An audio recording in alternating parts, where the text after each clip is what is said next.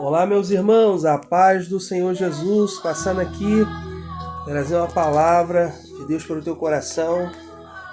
Em João capítulo 9, dando continuidade aqui no nosso estudo panorâmico, João capítulo 9, no versículo 1. Você pode estar lendo o capítulo 9 inteiro, mas eu vou ler apenas o verso 1 ao versículo de número 3. João 9, do 1 ao 3, onde nos diz sobre a cura de um cego de nascença. Ele nos diz assim: E passando Jesus, viu um homem cego de nascença, e os seus discípulos lhe perguntaram, dizendo: Rabi, quem pecou, este ou seus pais, para que nascesse cego? Jesus respondeu: Nem ele pecou, nem seus pais, mas foi assim, para que se manifestem nele as obras de Deus. Olha só, meus irmãos, que interessante essa palavra, pois os discípulos, ao verem um cego de nascença, eles fazem uma pergunta para Jesus: quem pecou? Ou seja, é como muitos dizem hoje, se ele está passando por isso é porque eles devem estar em algum pecado, estar debaixo de alguma maldição hereditária. Até mesmo que nós vemos que Jesus ele dá uma resposta: nem ele pecou, nem seus pais. Porque havia entre aquele povo uma crença de que o filho pagava pelos erros dos seus pais. Mas nós vemos que a palavra de Deus vem nos falando que Jesus disse: nem ele pecou e nem os seus pais, mas isso é para que as obras de Deus venham se manifestar nele. Difícil muitas das vezes nós entendermos como coisas ruins que nos acontecem podem glorificar a Deus.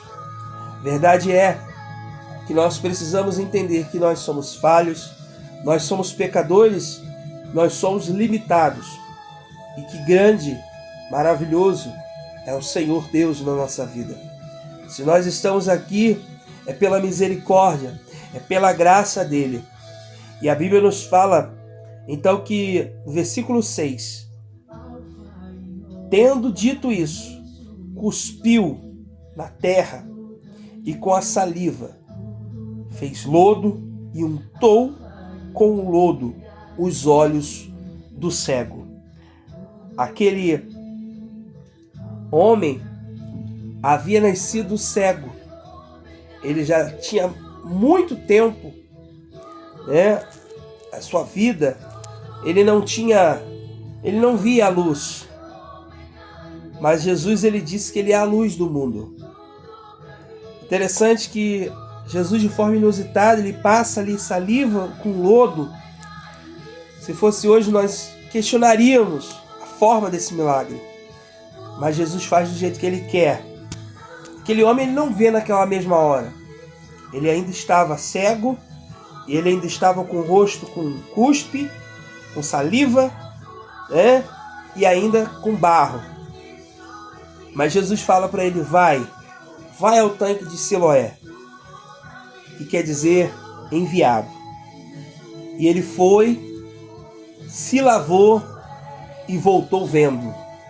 Não sei como que ele foi, talvez com a ajuda de alguém, ou foi sozinho, segurando nos lugares, até mesmo que ele já conhecia pelo tato aquele local, mas ele foi, com as suas dificuldades, com as suas limitações, mas ele foi, com as suas dificuldades, com as suas limitações, ele foi até aonde Jesus havia enviado para ele. Ele poderia questionar: estou cego e agora estou sujo, com meus olhos sujos, com meu rosto sujo.